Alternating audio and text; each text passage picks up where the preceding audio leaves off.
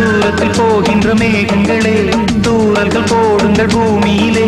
வேர் கொண்ட பூஞ்சோலை நீ கொண்டு ஆட, ஏரியில் மீன் கொத்தும் நாரைகளே, சிறகுகள் எனக்கில்லை தாருங்களே. ஊர் விட்டு ஊர் சென்று காவியம் பாட, பறவைகள் போல் நான் பறந்திட வேண்டும்.